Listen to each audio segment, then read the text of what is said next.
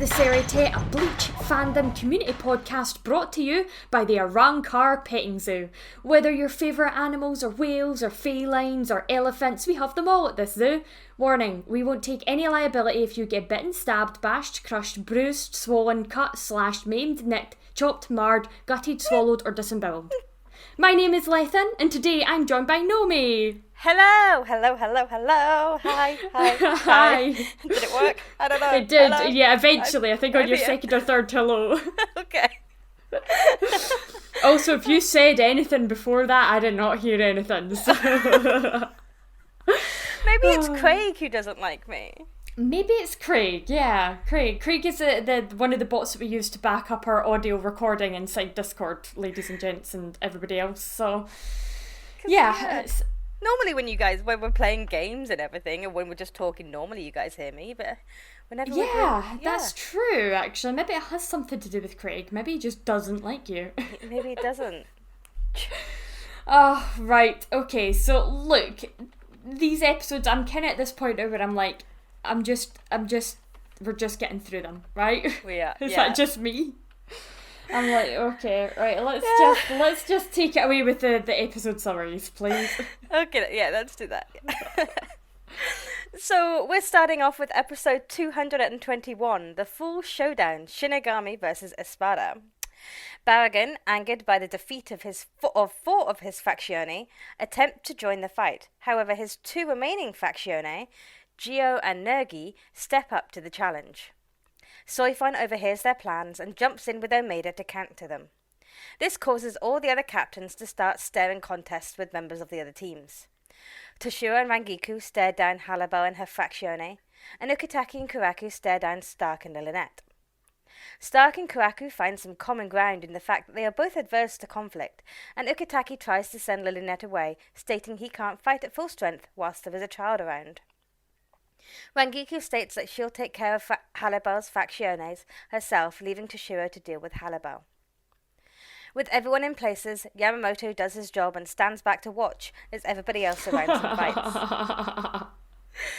Rangiku taunts her three opponents by admonishing them, for staying together, and thus giving her the advantage.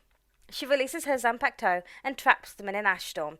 However, they retaliate and escape with a combined Sero, which is pretty impressive considering as 2 seconds earlier they were fighting each other instead of Rangiku. Meanwhile, Omeda gets overpowered by Nergi, and Gio asks Soifon if she's worried about Omeda, to which she replies with that it's his own fault for being weak. Soifon is savage, by the way, just in case you didn't know.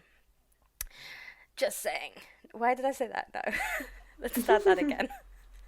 Their fight continues with Soifon showing off her hand-to-hand combat skills before summoning the power of the Triforce, aka Bakudo 30, and pinning Gio to a wall before releasing her own Zanpakuto. And that brings us into episode 222, The Most Evil Tag, Soifon and Omeda. Omeda begins battling Nergi as Soifon continues battling the lost boy Gio. Gio, fuck's sake, I want to keep saying that because of the way that's spelled. Okay, Gio inquires if she's okay with Omeda being beaten, and turns out, yeah, she kind of is. So cool. There's all of that going on in the background. Omeda isn't having a good time of it, and his blade can't even pierce his opponent. So what's the guy to do? Then there's an argument between Soifon and Gio about talking too much in battle, which consists of talking during the battle, which I found very funny. And then we finally see two releases.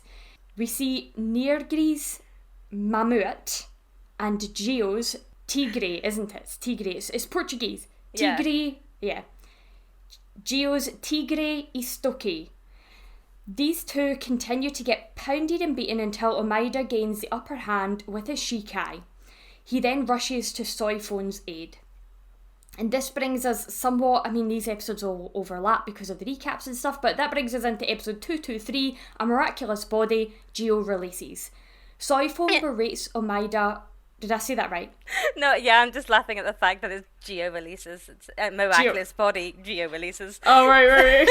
I was like, it wouldn't surprise me if I said something wrong, so please do stop me. It was just me, my immature mind finding the episode title funny. It's fine. Continue. Oh my god. No, it's fine. Honestly, I think, like, I get stage fright with big words. Does anybody else get this? Is this my dyslexic ass? The minute I've got to read out words that I don't, my brain stutters over the letters and then I fuck up. And the thing is that before I do the podcast recording, I sit and I practice the pronunciations. I even look them up. I even, like, go and, like, check out the Portuguese, like because some of this is Portuguese and some of it's Spanish, and I go and, like, look it up and, like, sit and press that play button beside the little speaker icon for ages just trying to get it into my head, and then I still fuck it up because I get to it and I panic and then I cock it up. Yeah. So anyway, now that brings us into episode 223, A Miraculous Body. Geo releases. Soifon berates Omaida for worrying about her and states you should never turn your back on your opponent, but it's fine because Mr. Feline is pretty chill and lets him just talk things out for a hot minute. Then he eventually returns to his fight with Soifon. Also, surprise, Elephant Man is still around because Omaida didn't do an easy route and go for the headshot, and knocks him flying into a building. After exchanging some words about prestige and body build, and something about Soifon being pinned to a wall, Omaida finally finishes off his opponent. Then we find out that Soifon was holding out on them, wanting to see an Arrancar's release, their resurrection. She then easily dispatches Geo using 2 stabs of her Shikai directly through the right lung. I was going to name the technique, but I've looked at the word and I'm already sweating, so I'm going to leave it. Okay. It's like Nagiki Katsetsu or something? Katsetsu? Something. Something like that. I panic on big words, like, I panic. So sorry, audience, but you can look them up. You can look them up. Yeah, so that's these 2 episodes. Yeah. I will admit, out of these 3, that first one that you did the summary for was kind of my favourite out of these 3. Yes, yeah, and, like, I'll get to my reasons why when we get to manga anime differences. Yes, okay, perfect. Well, let's just kick off with them then, because then we can get into the discussions too. Okay, so episode 221. We've got the last quarter, so the last 4 pages of manga chapter 328, the knuckle debate, because it started last episode. Okay, we've got 329, raging rampage, and 330, crossing swords. So it's, 2 1/4 manga chapters, pretty standard. What we've got manga anime differences wise is we saw that bit where all of the Shinigami seem to fan out together. Whereas in the manga, Soifon heads up to Geo first.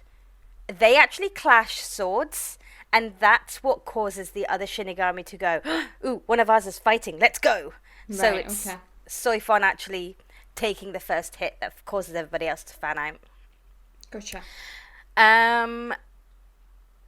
There was a moment with Toshiro and Rangiku where before they start fighting, Toshiro asks Rangiku if anything is bothering her. Whereas in the manga, he actually asks if there's any doubt in your heart. Oh. I kind of like that better. Yeah.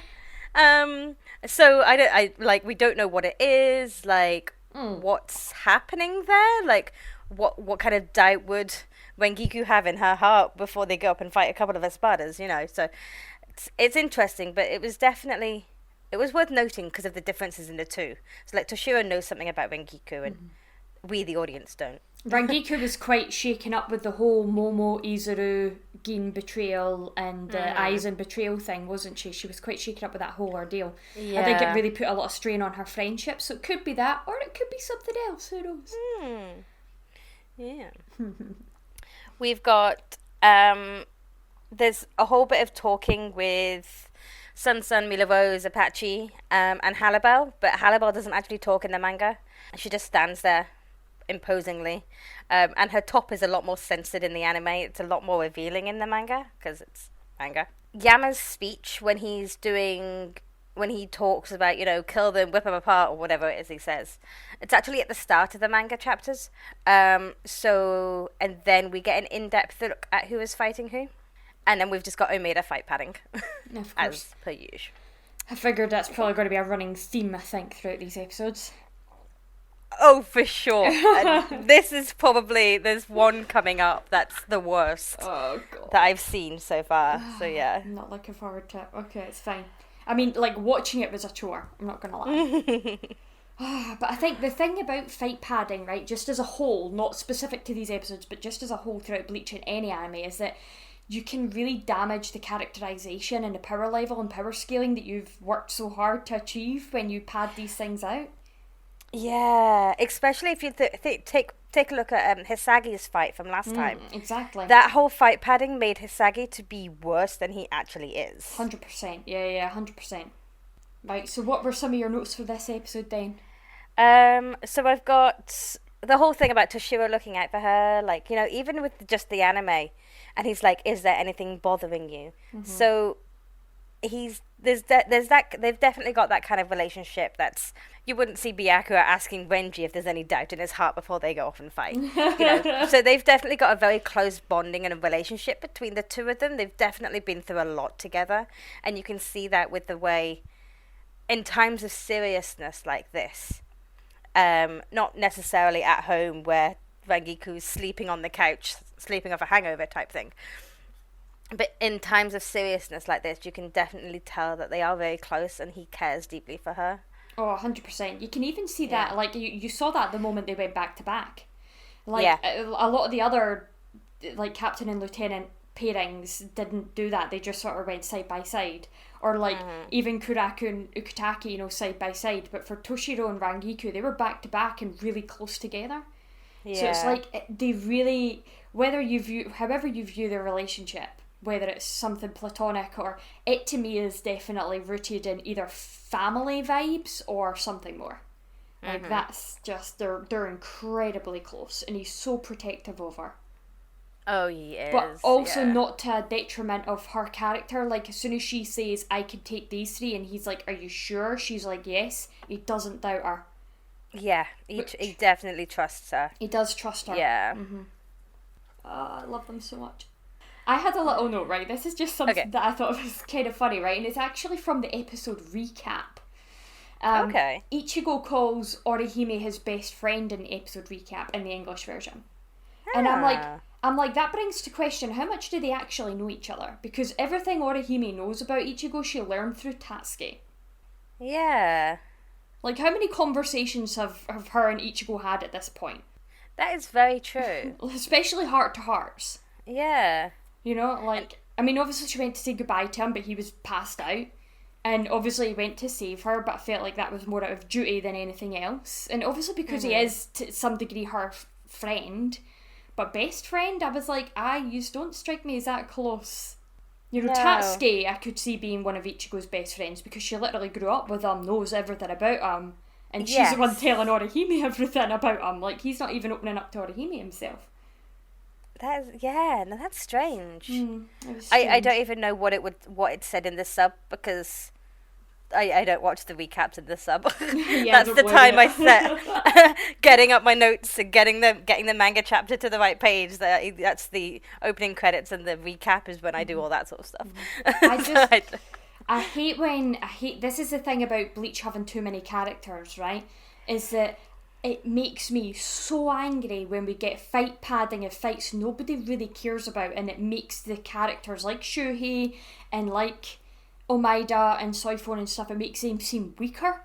Like, you're padding out fights to make your character seem weaker and completely demolish that power scaling that you're setting up, when you could have been spending more time focusing on the relationship between some of the characters and why they do and stand and say the things that they do and stand and say and act. You know what I mean? Anyway, I would love to see Orihime and Ichigo have a fucking conversation.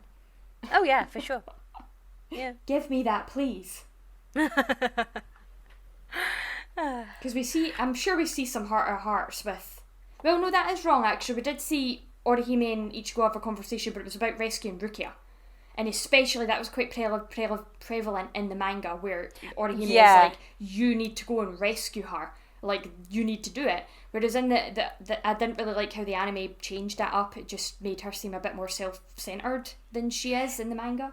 That was when Orihime was healing Jidambo's arm, wasn't it? No, this was before they even entered into the Soul Society. It was like on the steps outside, like in Karakura Town. They were sitting down, And Orihime's like, you need to go and rescue Rukia. Like, if there's any doubt, you need to go and if you think you can save her.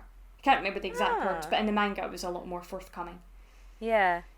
Anyway. Oh, okay. Yeah. I have a funny note though. I've got Barrigan growls like a Minecraft zombie in the dub. For anybody that doesn't watch the dub, he sounds exactly like a Minecraft zombie. Ah, that's amazing. It actually made me cringe because, like, obviously you're used to listening out for noises like that if you play Minecraft, and I was like, oh, where is it? I thought of a new word. Oh yeah, I love new words. So you know how last time we were talking about we just automatically defaulted to mansplaining everything? Yes.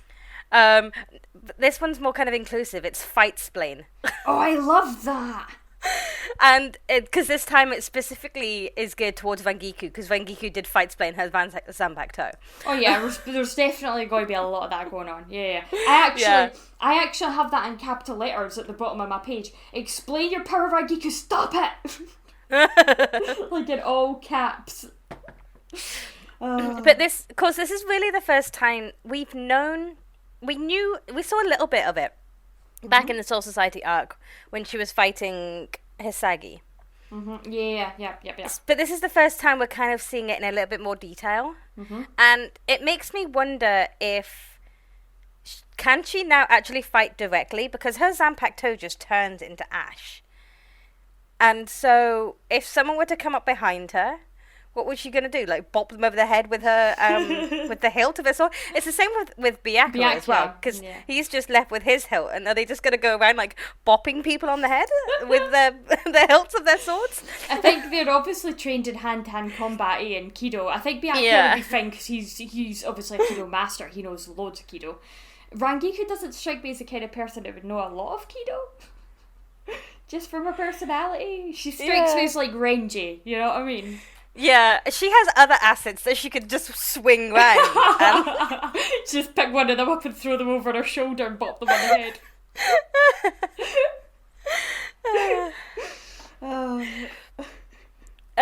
Very good. Oh, yeah.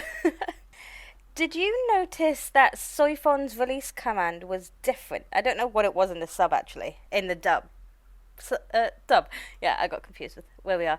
But did you notice if it sounded different to you? Because we've seen Soifon's Zanpakuto before, when she was fighting Yoichi.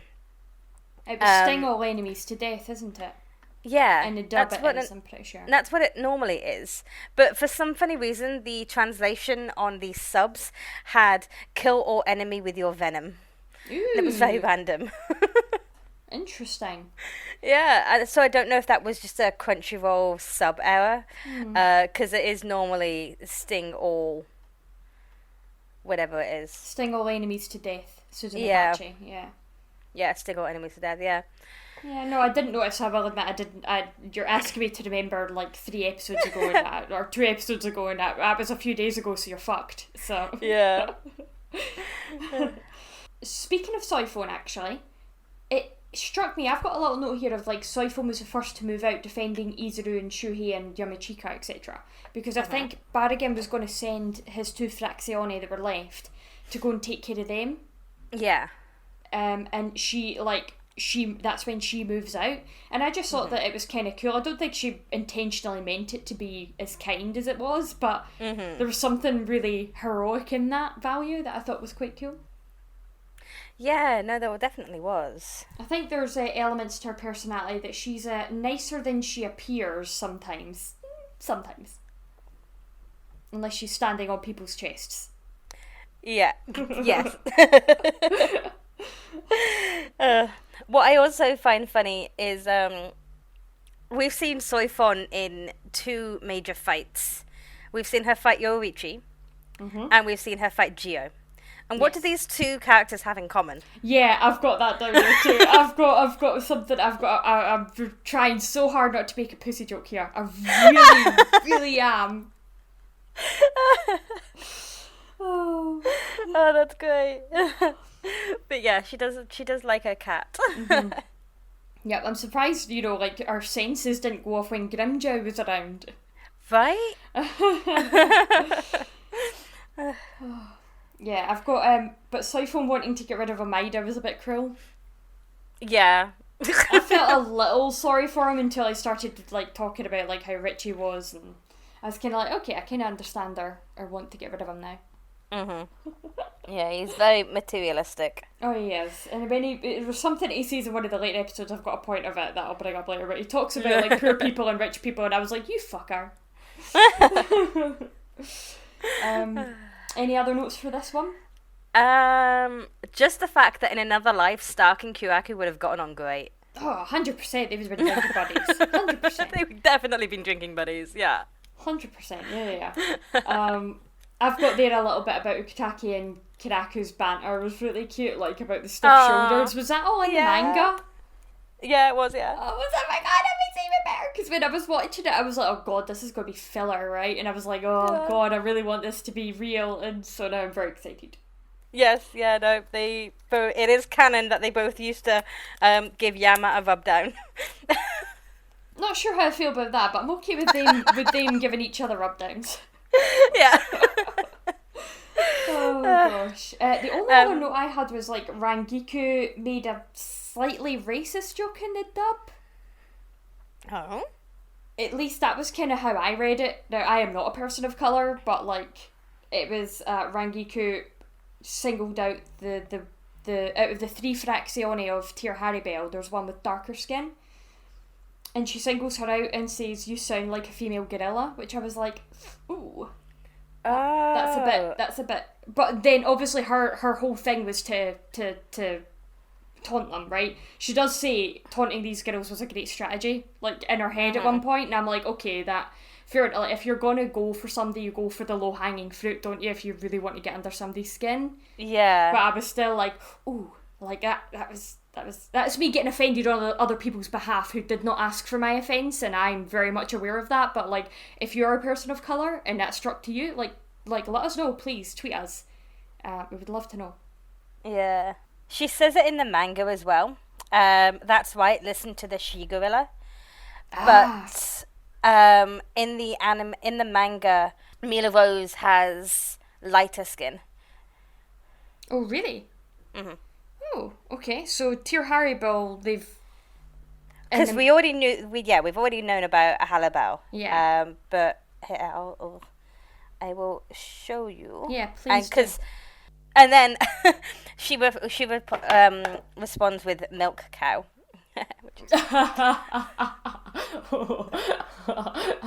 Which is definitely a jibe towards her breasts. Just of course it is. 100%. That's very good. That's actually very intelligent. Let's stick it in here. Okay, there you go. Okay, where is it coming through? A general.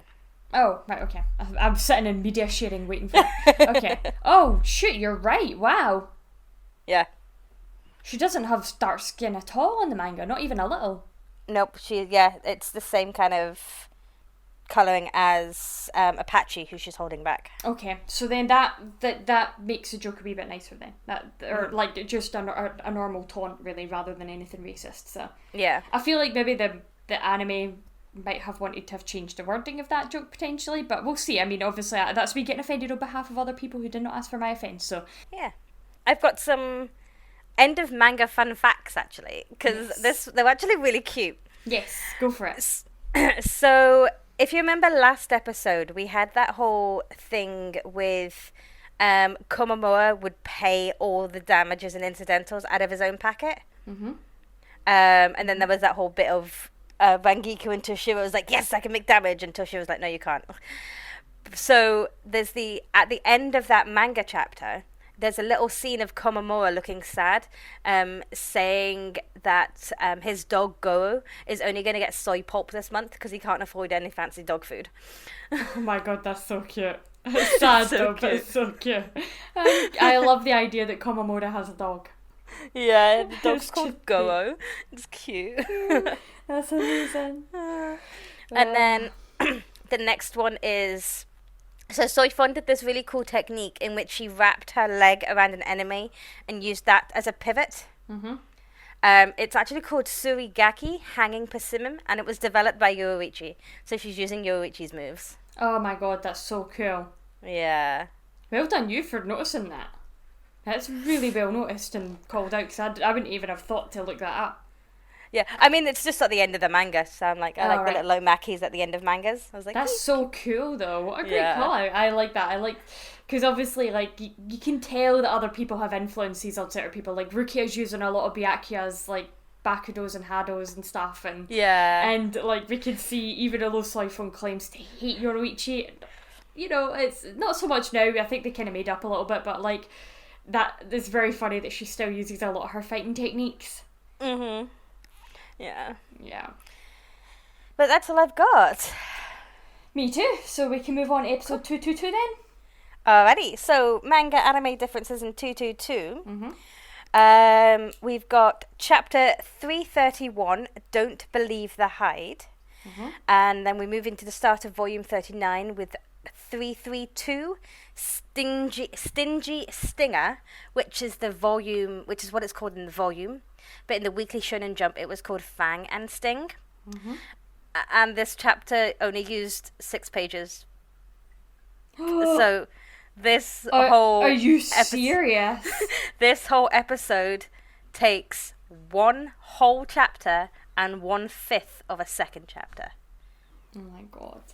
That already tells you all you need to know. I told you. And according to the Anime Filler website, this is mixed canon filler. So, but yes, 1 and 1/5. Oh my god. So differences we've got is obviously fight padding. We've got it's switched to Omeda way too early. Gio releases his resurrection and then it switches to Omeda in the manga, but then we don't see Gio again until Omeda hits the mammoth and Omeda calls out Captain. That's the first time we see Gio's form in the manga. Oh, okay. So just to kind of give a context of padding, the halfway point of the anime, you know, when we see the hollow mask and then it goes in again, that, or when adverts were, if you're watching it way back in the day when adverts were a thing, that halfway point is halfway of the first manga chapter. Wow. And there's about 20 pages to a chapter, so that was 10 pages, that the first 15 minutes was 10 pages worth of anime. Oh my god. That's yeah, okay. That's a lot of padding. That's a lot of padding and yeah. To be fair, like, I've got slightly more notes for this one than I do for episode 223, which is very dry. Okay. I've got there oh my god, it's been so long now that reading through these notes, it's like I'm learning something new again. It was only a couple of days ago, but I've already forgotten everything. Taught out of the... Oh, gosh, right. Taught at the Soul Reaper Academy, according to past me, this is taught. Always assume you're more powerful than your enemy. That is apparently, according to past me, what is always taught at the academy. So, like, I'm guessing then Soifon and Everyday must have been pretty mouthy, or maybe it was Omeda, like, just about their own power scaling. And then started to get their asses kicked, because it does seem to happen. It's just like, I can take on all these people, I can take on this person, and then they start getting their ass kicked, and then they're like, well, wait a minute, I have this power, and then it does that yo-yo thing again. Yeah, I feel like there was a class in the academy called Arrogance 101. Yeah, 100%. It was kind of interesting. We're learning a little bit more about Omniscido, because we've learnt that Kisuke used to be in charge, was the warden or the police officer or whatever whatever version you were watching. So they kind of dealt with the prisoner side of things, whereas the lieutenant is in charge of security patrols. So they would be the ones that kind of walked around. So they all would have probably the first 5 seats would have a different section of Omniscido to run themselves. That's quite cool. Yeah, you're right. Yeah. Good call out. Speaking of arrogance and pretentiousness, yes. Omeda, and I don't know how this translates over in the dubbed, but in the subbed, he refers to himself as Ore-sama. So he's using that kind of lord honorific to himself, like Ore-sama. Whereas Rukia uses that for her brother as Ni-sama, so it's like my lord the brother, or it's like a sign of respect. So Omeda's using that sign of respect to refer to himself, Ore-sama. That's very funny. I think that's a joke you would only really get in the sub, right? Yeah. We didn't get anything like that in the dub. I think I would have taken a note of that. But I did have a note of here of Maida having the nerve to call somebody else fat and ugly. And then I put a little thing in the brackets. I was like, I think the Fraccione looks better than a Maida. Like, not obviously when he becomes an elephant, but before that. Right. There was a funny bit where the mammoth tusk dude, Nergi, is disappointed that he's fighting Omeda because he actually wanted to fight the blonde lady. And this is funny. Rangiku, yeah. Yeah, because this is funny because in the anime they've changed Rangiku's hair color so that she's not actually blonde, whereas in the manga she is a blonde, so it fits. That line fits better. Oh, true. Whereas, he's like, I wanted to fight the blonde lady, and it pans over and it's Rangiku with red hair. But I suppose red hair gets called strawberry blonde, doesn't it? True, yeah. I think that's where my mind instantly went. But I guess a lot of people might not know that translation of the word blonde, so. Strawberry blonde is its other name. Do you know, that's one thing that, like, I know that this is so fucking stupid, right? But see, when it comes to, like, the English language, I hate the fact that blonde has two spellings, one for male and one for female, because it's, like, one of the few words in English that's actually like that. And I guess it's maybe because it comes from somewhere else that does the male and female versions, but, like, nothing else like that translates in English, so why that word? Why blonde? Why is that the only word we have a male and female version spelling for? It's annoying as fuck when you're writing fan fiction with more than like one blonde character that's male and one blonde character that's female, because you're like, my audience is going to think that I'm just interchangeably changing up the spelling of this word. And no. We can blame the French for that one.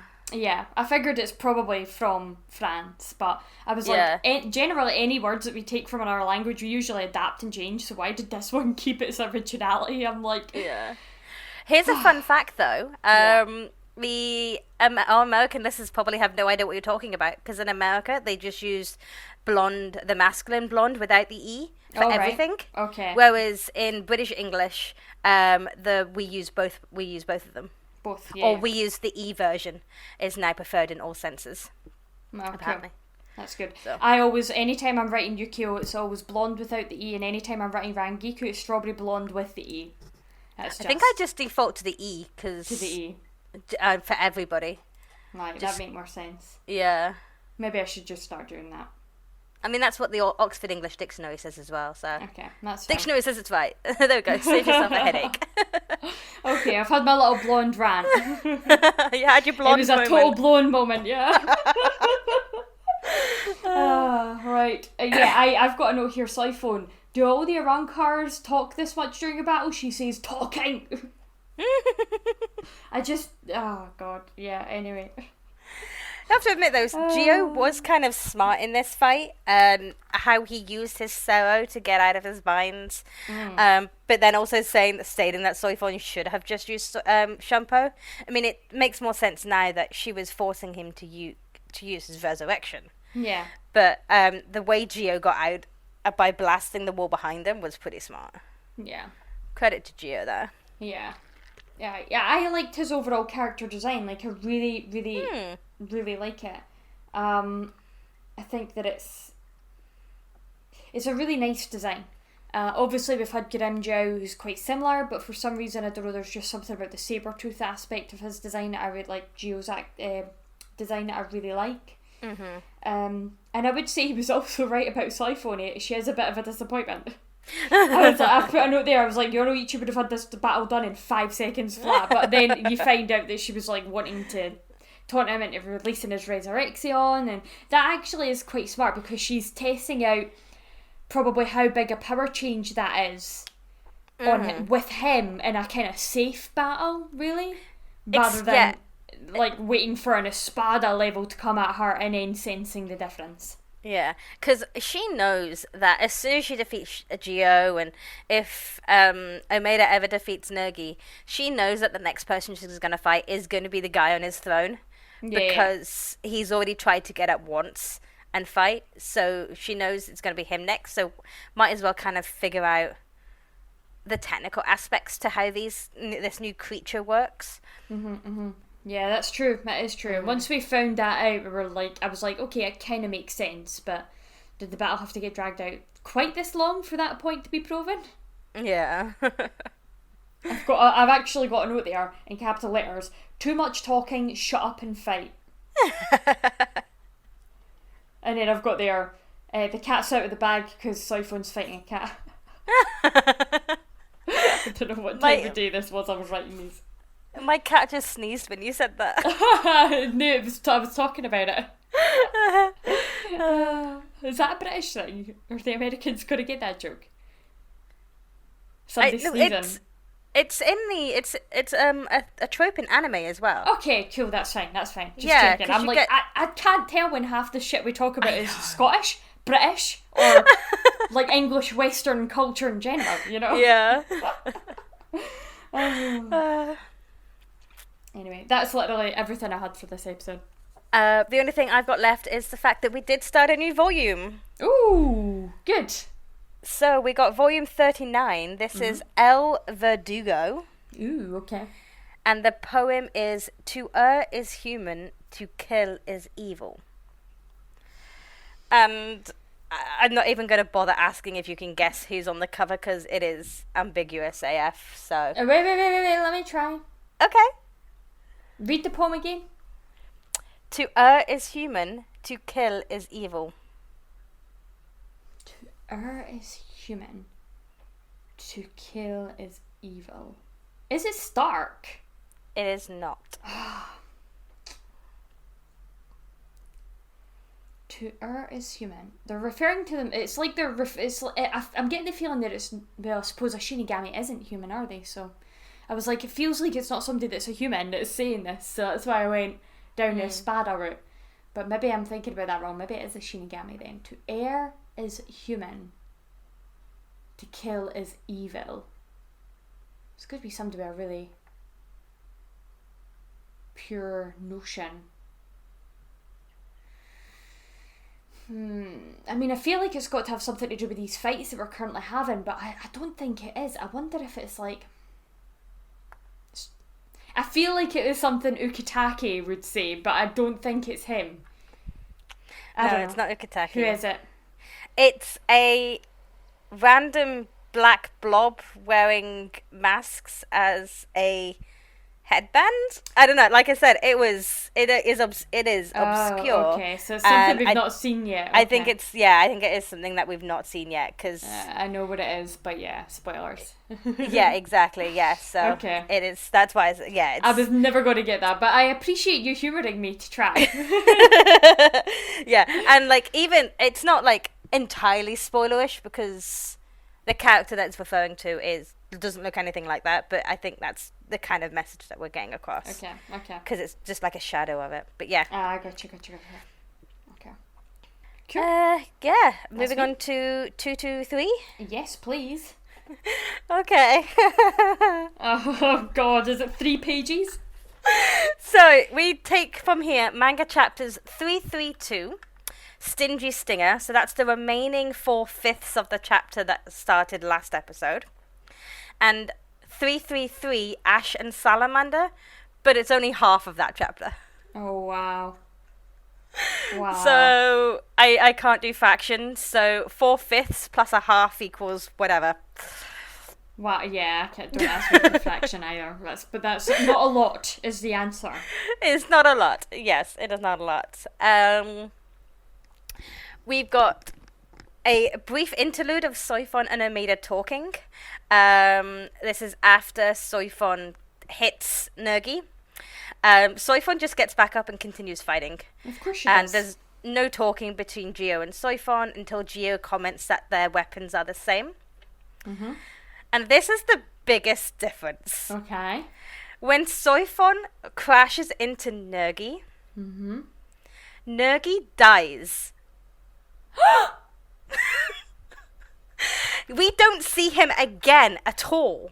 What? But then, yeah, like we don't see him again at all. That's the fight over, and so Omeda was there, just kind of watching and kind of hovering behind Soifon. But of course, in the anime, we get this whole redemption arc in the fact that Omeda defeats Mammoth and not Soifon, whereas really it's Soifon who crashing into Nergi, and Nergi dies. Am I the only one that finds it hysterical that an elephant got hurt by a bumblebee? I mean, or a it's wasp, actually... whatever one you want to think about it. But like, I have this vision of this little wasp flying at an elephant, and the elephant just go woof. Well, I mean, you see it happening with elephants and mice. Is that not a myth? Well, I mean, yeah, there's that whole myth sure that elephants don't like mice, so... But, yeah, it is extremely hilarious, and... So it is safe to say that anything that we see Nergi in this episode is anime only, because, yeah, he did. Wow, I did not see that coming. That was like a "Look, I am your father" moment played out in podcast style. That tells you straight away. That, I mean, that doesn't surprise me because this episode I was like, I am so done. Yeah. So I think Kubo had the pacing for that one right. Yeah. So you can tell that the remaining 1/5 and a half of anime filler is literally all just Nergi and Omeda fighting. Yeah. Yeah, it makes sense. So then I'm guessing then the whole point about, because Omeda in the anime, in the dub, he makes like this point of rich people are built to handle tougher stuff than poor people. And that's not in the manga, because he didn't go through the building, and unless some of that was taken from his actual fight. Let me just double check. It was literally the moment after, like, elephant guy punts him through the building and, like, half the building collapses, and then he gets out and he's like, I thought that would have killed you. And Omeda's like, no, rich people are built to handle tougher stuff. Yeah, no. There's the whole bit with the nose where he's like, oh my gosh, the vacuum. He's like making fun of the vacuum cleaner of his nose, and then Nergi tries to pull his nose off, and then Soifon crashes into him. That's it. Wow. Okay. Cool. Well, that's fine then, because I was going to say, excuse me. Obviously, it's maybe tongue in cheek, isn't it? It's not actually serious. He's saying like rich people are built to handle tougher stuff, which really is the joke in itself. Yeah. But it makes me laugh as well that Soifon probably planned it. Like, Soifon's fighting Gio. She looks down and she's seeing Omeda, I don't know, making a fool of himself. So in order to show him up, literally takes a hit to crash into Nergi, to kill Nergi, to get up and go on and fight, just to kind of prove a point. It's a Soifon thing to do. It's very good. That is actually very good. I was going to say, I've got 2 points left and they're both shite, so I can rattle them off quick. I've got no discussion points to this. My pièce de resistance was the fact that Nergi's dead. That is incredible, though. Nothing can top that. The only 2 points I have, literally, is the new Lost Boy edition is quite cute. Like, I like his character design, which I've already mentioned. And Soifon has issues with her pussy. And then I've put lots of laughing emojis, because obviously I think I'm hysterical. So that's literally it. I wish I could say more, but like they're kill fodder characters, really, aren't they? Once again, and it's a shame because actually I kind of like these two a little bit more than the other 4 that we met. There was something, and I know that it was a gimmick, and like we had Birdman, and we've had Whale Man, we've had Elephant Man, and now we've had Feline Guy. It's like. It's obviously gimmicks, but like I just this is why I like Ukiura and Grimjow as bad guys, because it gets so much more development. Not a lot, but like a little bit, just something. And obviously these guys are just kill fodder, and it's a shame because I bet you a lot of these characters would be really good characters if they got the screen time. Yeah, or the page time, I should say. Anyway, yeah, that's me. That's me. Cool. Alright then. Let's move on to our Shinigami Cup Peroxide edition. Alright, who wore it best this week then, Nomi? So, my who wore it best is Toshiro and his concern for Rangiku. You need to, like, warn me before you give something that fucking cute, because my heart can't handle it. Yes. Right, I had two. I was torn between two for this one. Okay. I had Renji's maid outfit at the end credit scene of 223. Definitely. And I also had Soifon's cheeky smile when Barragan steps up. Oh, yeah.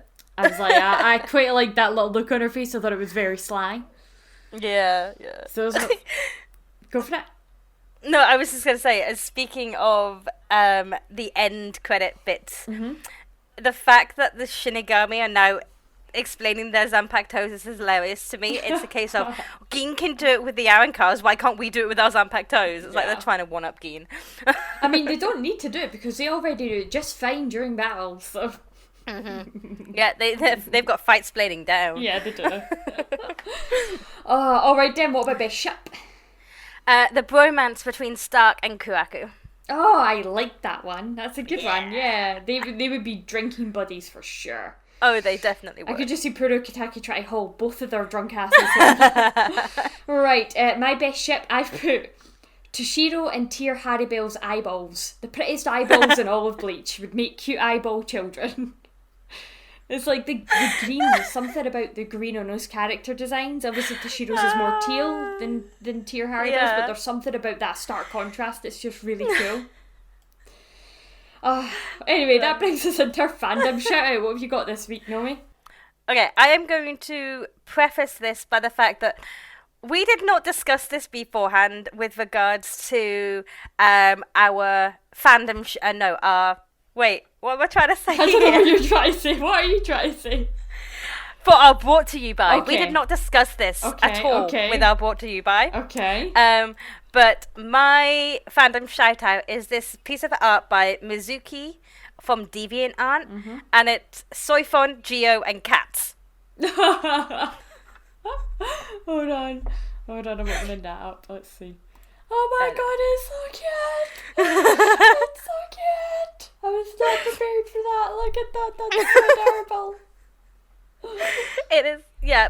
It is, and it's funny because you mentioned Soifon and Grimjaw, and this artist actually ships Soifon and Grimjaw, and they've got artwork of Soifon and Grimjaw together. Wow, that's a ship I never would have thought about. No, I know. I know I made the joke about her not being like, where was Grimjaw? Because, yeah. Yeah. But yeah, it's the colours and the shading and her little blush, and I can just imagine these two as friends going to a cat cafe. Oh my god, they're so weird. There's like 5 cats in this photo. No wonder she's so flustered. And I just love the one in the background who's just ignoring them both and just going for the butterfly instead. It's so cute. It's very cute. So this is Mizuki on DeviantArt.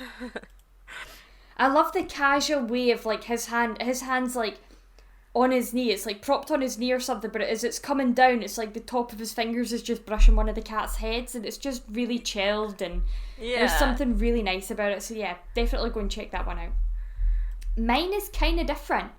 I haven't done an artist or a cosplay. I've not done a fanfiction writer or even a like roleplay blog or anything. In fact, I think this might be the first time we're ever calling one of these guys out. Mine is on DeviantArt, and I'm going to try my best with the name. I've just seen the name and panicked because I didn't actually trial run this one. In fact, I'm just going to spell it out. It's ARIDELARIIADNE. That's why I'm just going to... I'll leave it in the show notes, but they're on DeviantArt, and they create custom pieces...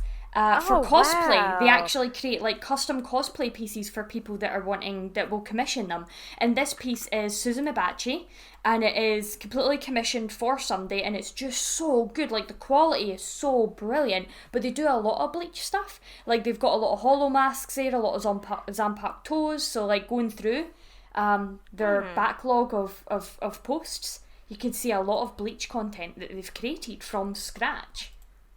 That's amazing. And they made this out of a plastic bottle of Coke. That's recycling. So yeah, good for the environment too. That is awesome. It's really cool, isn't it? I was having a little look through. They've got Shinji's... we have seen Shinji's hollow mask. Yeah, we have. Yeah. He's got Shinji's hollow mask there too. Oh, that's so cool. But yeah, they're... I got so far and it asked me to log in and I can't remember my DeviantArt password. Yeah, so very cool. Yeah, that's smart, isn't it? It's so cool, yeah. But yeah, that's everything then. Any last points then, Nomi? No, I think we are good. I just, I really hope that these 3 episodes kind of don't set a tone for the rest of these fights. Because there was a lot of filler in those fights. Yeah. But I say that, and then again we've got the next episodes, and then we go into 2 seasons of filler arcs. So who knows? And we know what's going to happen at the end of those 2 seasons of filler arcs, eh? A whole episode dedicated to a recap, probably. Yeah, I was actually going to talk to you about that because we've got that down as one of the ones that we're going to watch, and I'm like, do we need to watch it? I think because there's a whole 4 minutes of new content in it, it is still classed as canon, so we could just poke fun at it when we come to record. Yeah. Cool. Well then, you wonderful souls, that is the end of another episode. And if you like what you heard and you want to get involved, you can find us by searching for The Serite on Instagram and T Serite on Twitter.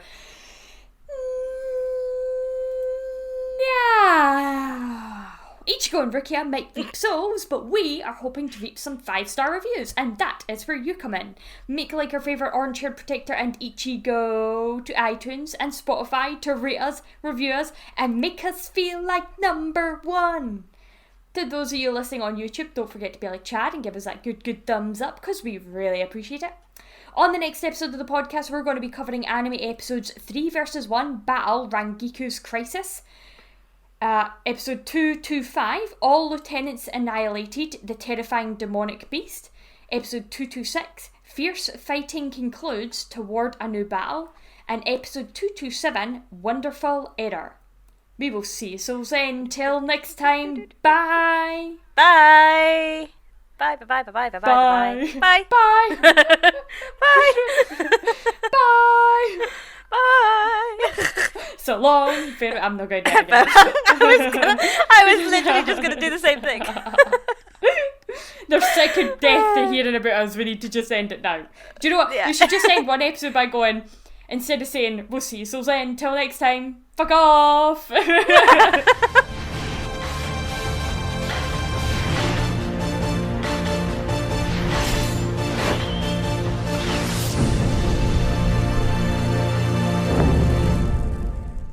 Then we find out that Soifun was holding out on them the entire time, wanting to see an Arrancar's Rexarenio. Fuck's sake. I'll start that sentence again. Then we find out that Soifun was fuck me. I can't speak now. You got this.